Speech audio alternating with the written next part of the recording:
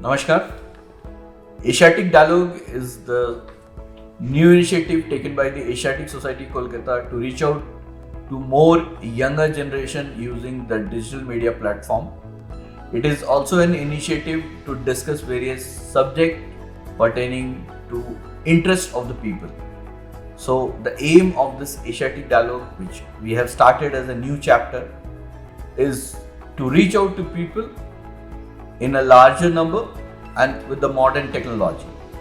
I hope our viewers will enjoy this and they will gain a lot from this new initiative and new endeavor.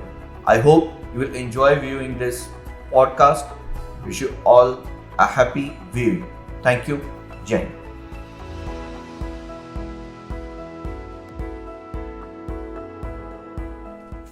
Namaskar, welcome you all to this podcast and which has been titled as Asiatic Dialogue and which is under the auspices of Asiatic Society. And to discuss this, we are having a topic of the discussion which is history of PoK occupied Kashmir. And in this particular panel, we have a very distinguished and a checkered person. And he had been a student of history, he had been an avid antiquarian, and also he had also been the head of the National Library, and also currently he is now the senior fellow of Vivekananda International Foundation. In addition to it, he had been also the secretary of Ministry of Culture and Ministry of Textile, and he is member of the Indian Administrative Service, and he is also a distinguished author, and he is none other than Mr. Raghvendra Singh. Welcome you, sir, to this particular podcast. So how have you been, sir? First, let me, what gladdens my heart is the fact that a very intrepid administrator of the Asiatic Society in Kolkata, Colonel Anant Sinha, has decided to initiate the Asiatic dialogues. Right, sir. I have a feeling in this digital age, it is bound to increase the outreach of the Asiatic Society, and that is what I'm sure Colonel Anant Sinha must be endeavoring to do.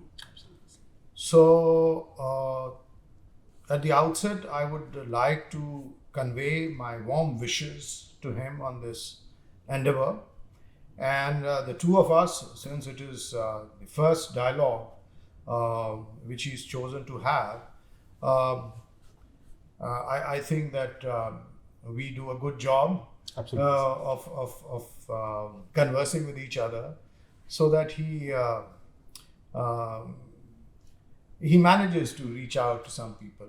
Exactly, sir. Even for the last few odd, not days, even for a few odd months, in fact, I and Colonel Sinha, we were interacting with each other, because I have also authored a book on Bhimbedkar, and that has been, authored by Shubhadeep Patsani. In fact, I saw it yesterday. You saw it yesterday, yes, right? I did. And during that time, when I met him, in fact, I found him to be very dynamic.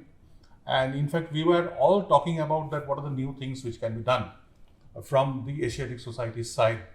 So in fact, in certain conversations and in fact, in certain kind of a Delphi technique, what actually came out is that of what we can discuss about the geopolitics, geoeconomics, and also the strategic dialogues and the security studies that we can do. And in this context, in fact, last week actually he called me and he said that Mr. Raghvendra Singh is coming, so you be ready. So what happened is that, and he also said that he has written a book, and I searched it in the net and in fact saw it in the Amazon, and this is the book which actually I got it in fact yesterday. The book is titled India's Lost Frontier, the story of the Northwest Frontier province of Pakistan, and that is Raghvendra Singh, and it has been written by Mr. Raghvendra Singh. And I just had the privilege of reading the prefatory note and also about some of the aspects of the chapter which actually I got it. So I'll be definitely coming to the book and also the context of the book, which is very relevant to the topic out here. Now to start with, I would like to ask that how was your experience, in fact, in Labasa, that is actually it is being known as IS Academy in Mussoorie. and your fast outpost with that of the Indian Army, which actually are being part of your training processes? It is quite a pleasant shock because we were all students, university students, and when you are young and when you are a university student, you tend to be a little errant, which we were. We were normally errant. So when we landed up in the Lal Bahadur Shastri Academy, the first thing that hit us was a completely changed environment. Okay. It would not really be a ideal thing to say, but you immediately became aware that now you are in a more formal atmosphere. We were taught formal things. The whole routine was very regimented. It was very structured, and we could not rebel. We were part of the government then, That's right? But then, very quickly, everyone developed friendship. To start with, amongst all the other services, and then of course we were left to be just within the IS of the 1983 batch to which I belong. So I spent 2 years, of which one was spent in the academy, and one I was a probationer in Bardhaman in West Bengal, because West Bengal is my cadre, and I've thoroughly enjoyed this cadre like nothing else. And I look forward. In fact, I get very nostalgic about the days which I've spent here. So now you talk about the army. So one thing which I do remember, and which I actually took as a lesson, was that we were sent to Tenga, Tenga Valley, and in Arunachal, and we were there, and we were actually on the forward post of Bumla. That's the place, and a couple of us were there, and we were called by, I think, the colonel who was commanding the battalion there, and 19 Punjab, I think, if I recollect correctly, and there was this gentleman who escorted me to the mess, and after some time, very casually, the colonel asked me that did I ask that guy to go back? So I said, no, why? I presume he must have gone back. He said, no, if you haven't asked him to go back, the guy in freezing temperature is actually waiting outside. And lo and behold, he was there. The person who was escorting Yes, he was there, and since I had not asked him to go, he'd chosen to just stand there.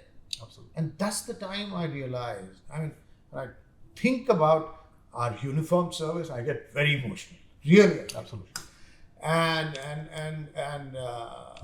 that's the kind of regimentation, that's the kind of training these people. If you have to give your life at the command of your superior, you have to be mentally made like that.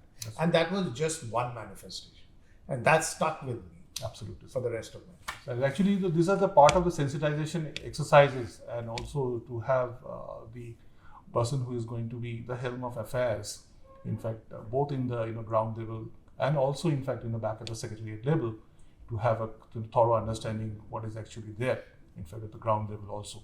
So the army, in fact, training and also their orientation program has definitely sensitized you. Oh yes, you get to spend time with them. You get to see how they in fact, it prepares you for subsequent internal security duties, because in any one of us, in the career span that we have, there are bound to be a couple of times when the internal law and order situation goes completely out of hand. Right. In which case, perhaps the army's uniformed army personnel need to be called. It could be anything. It could be a force majeure. It could be floods. Absolutely. So then you know how to deal. That's right. So, thanks for your enriching and absorbing response. And it is, I believe that the person who is going to hear this particular podcast are going to take care of this particular sensitization activities and the sensitivities associated with that of this particular aspect of the duties which are associated with that of the civil service and also with that of the frontline people, those who are in fact in the Indian Armed Forces. Now, coming back to the point, in fact, which actually intrigued me because most is that actually the book which you have written. In fact, I had a chance of going through it, and yesterday night when I just went through, and the language which you have used, it is so very apt and at one of the most highest standard, which actually I found out, and you have put out three very poignant points. One is that about the Islamic kind of the organization of their nationalism with that of the Turkic Ottoman Turks, and second is that of the Safavid, and third is with that of the Mughal. And then you also talked about the European nationalism, and also you talked about the Hindu nationalist ideas, right? And in fact, in that particular fight, wherein actually we fought, lost, and ultimately it happened with that of the Mughal, when we actually ultimately lost, and again also it happened when the Britishers came in. Now, in addition to it, in fact, you have also made a point about the northwest frontier province of Pakistan, which actually we lost strategically, because that being a co-junction with that of the Central Asia and India, and one of the most important part as far as the geostrategic dimensions and that of the geopolitical dimensions are concerned. So, will you please take us through some bit of this point which you have written in this particular book? I'll tell you how the whole thing transpired, how this book transpired. That's right. In fact, it was sheer default. Okay. In the year 2006, I got an opportunity to go to Balochistan, Okay. and that too by road. Okay. So Munabao, Khokhrapar, and to Mirpur Khas, and then to Karachi and to Las Bela. No one really has had that opportunity, so I think that I was one of the few lucky ones. So when I went there and of course saw and met some of the tribal chiefs over there, Ataullah Mengal, say for example, or Sherbaz Khan Mazari. So I immediately found that the Baluchis are like chalk and cheese with the ruling elite of Pakistan, which is basically the Punjabis of Pakistan.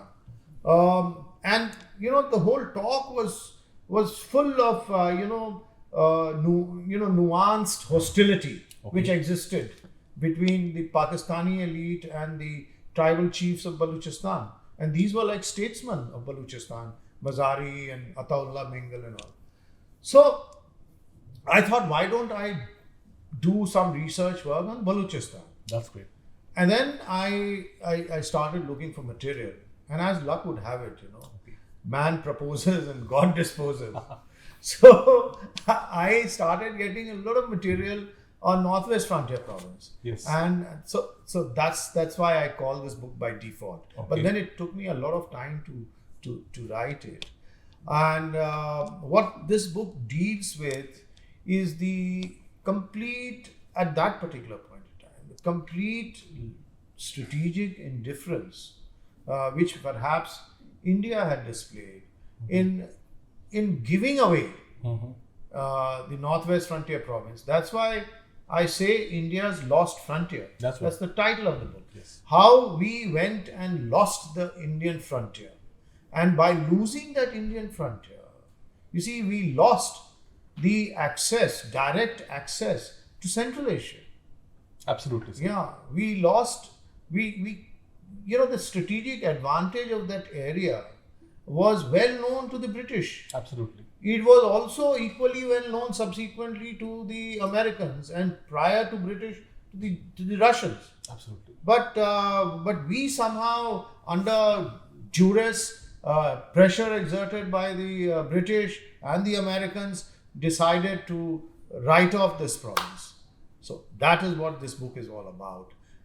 We till yet till yet, and that's the whole tragedy, our younger generation. We don't know much about That is the point. this strategic area. And to my mind, now the Indian younger generation should get to know more about specific areas of Pakistan, which was actually part of India. Absolutely. It's part of undivided India. So unless and until our younger generation knows as to what went on then and what transpires now in Northwest Frontier Province or in Balochistan or in Pakistan occupied Kashmir or in Sindh, unless and until they know that, right? How will they know what's happening there and what should happen there? Absolutely, When sir. I say what should, by that I attach a very loaded meaning to what should happen. Absolutely, sir. Because whatever is today, it is because of our history. And history actually forbears to that of the present, and also from the present we learn about that what actually we should be doing about the future. Now, during that time, what was the mindset of the our founding fathers of the nation? And do you think that they lacked in that particular strategic insight? You see, in 1946, around February, the provincial elections had taken place. Right. And in an overwhelmingly Muslim province, more than 92% of Northwest Frontier Province was Muslim. Right. So there weren't any competing Hindu interests over there. Right. Right? So there was no question why there should be a communal feeling. And that was the reason why Congress, which was then led in that particular area by Bacha Khan, by the Frontier Gandhi. Frontier Gandhi. So they were in absolute majority in the legislature and they formed the government. Dr. Khan Sahab, his brother, became the chief minister. Right. Right? And within no time, within 3 to 4 months, suddenly things changed after September 46. And we agreed to a referendum in June and July, Right, sir. in which Bacha Khan did not participate. By which time the communal feeling had really got very aggravated in Northwest Frontier. The Muslim League had done its bit. The British had done their bit. Because the British, in this particular province, you see, the tribal areas of Northwest Frontier Province were directly handled by the British officialdom. And there was not much of politicization in those areas. So it was those guys. Not many in India know what crucial or pernicious role which was played by the British officials at the behest of the Anglo-American power bloc. Absolutely. To see that this crucial province was taken away from India. This is very crucial, and in fact, it actually has percolated in other states. In fact, some of the princely states, which I'm going to come out, in fact, in this particular podcast. Now, if I now come down to the other various aspects of relating to that of the PoK, occupied Kashmir, and prior to that, the prelude to what actually has happened in 1946, or even right from that of the cabinet mission plan and also the Cripps mission, and in fact after that also, in fact, if I just take it out, if you can just give particularly a summarization of the facts.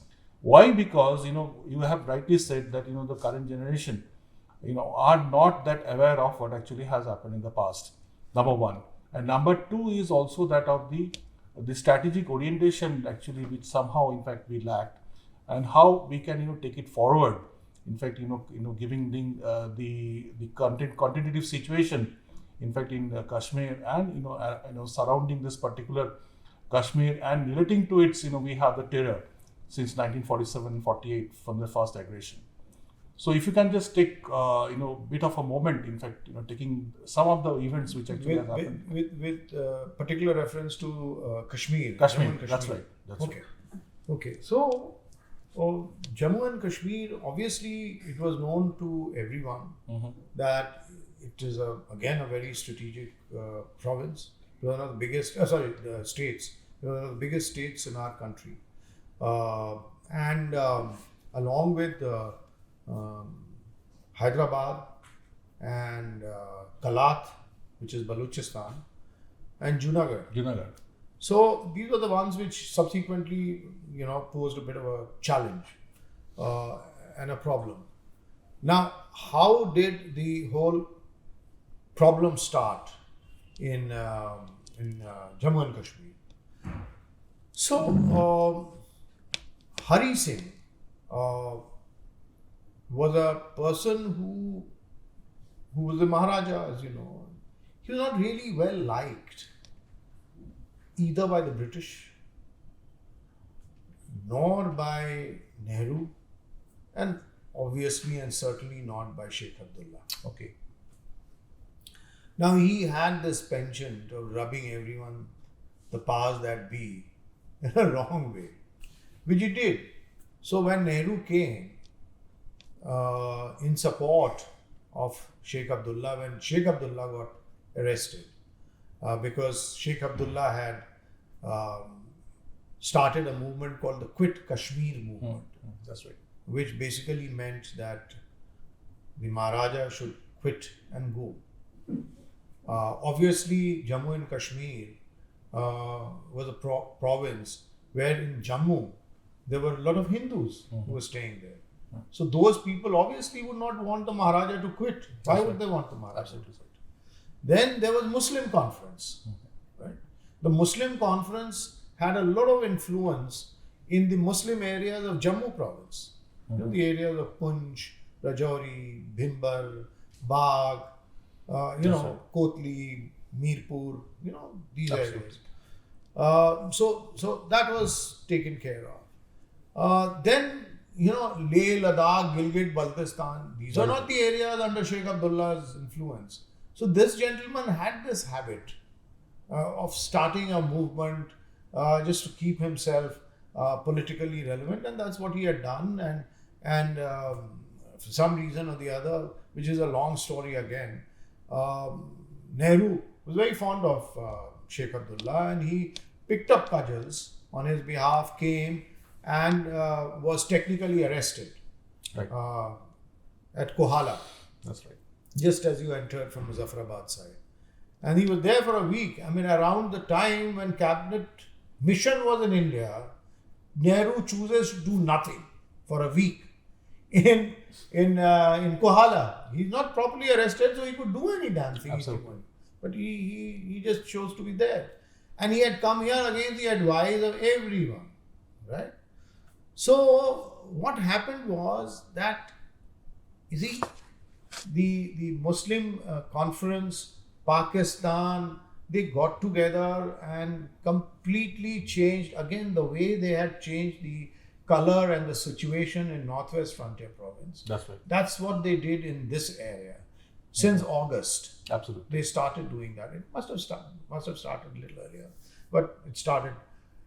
The Maharaja somehow had this confidence that he would be able to tackle all this with his state forces. Now he had 9 battalions in his state forces, out of which 3 of them were mixed battalions. Absolutely. And those 3 mixed battalions were actually posted at the most vulnerable areas. That's right. And when all the problems suddenly started and got precipitated, the Hindu elements were completely wiped out, including the person who was commanding the battalion. That's right. I mean, Colonel Narayan Singh, say for example, who was around Muzaffarabad area, was killed by his own people. That is right.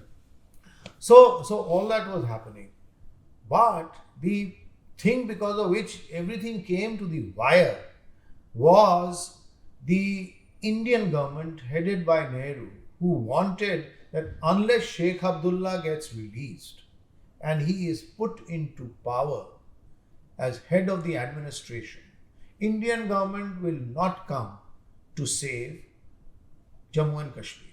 Now that was the bargaining leverage Okay. from the Congress's side, more particularly from Nehru's side. So he was released in September end, Sheikh Abdullah, and then he was made the head of the emergency administration. And he was asked to sign the letter of accession around the time when those guys started coming in, and then he was asked to go down to Jammu. That's right. Now, you see, one thing I don't like is that Hari Singh was not a kind of a person who was a coward. He was not a cowardly man. He had in fact told subsequently that, look, if you give me the appointment to lead my forces, meaning his own state forces, along with the Indian forces, he told Patel, there is no one who knows the topography of Jammu and Kashmir like the way I know it. It's like back of my hand. I know it like that. So he was not a cowardly man. So to openly say, even in the United Nations around that time, because Sheikh Abdullah was part of the Indian delegation to United Nations, and all and sundry would say that he's done this, he's done that. He himself was not there. On that particular day, when the Kabylis almost came into Srinagar, his family was somewhere in Indore, and he was also sitting in Delhi. That is it. That is So, I mean, you see, that's in very poor taste is what I find. Anyone who says that is in a very poor taste. But the fact of the matter is, you can't hold Hari Singh blameless also, is that on the day which could have proved to be the darkest day for Srinagar, had the Kabylis come in. They actually came in 3-4 miles before the Srinagar airfield. I mean, they sniped the Srinagar airfield. So at that point, there was no one there. Neither the Prime Minister, neither Sheikh, neither all the top bosses were absent. During that time, Prime Minister was Kak, right? No, Kak had actually been removed by Hari Singh. That's another story. That's a very tragic story, and to why and how it happened. So he was removed on 11th of August. Okay. And so Hari Singh is not blameless. जिसको कहते हैं वो दूध के धुले हुए नहीं थे, वो अपना एक उनका एजेंडा था, वो अपने एजेंडे पे फिक्स थे. तो अब when the world was changing तो वो एजेंडा उनका चला नहीं. But एक होता है ना कि when everything is falling apart, then you try and salvage as much as you can. You should have that vision, and if that vision comes to you around 11th of August, then it's a little too late. It has come. I understand.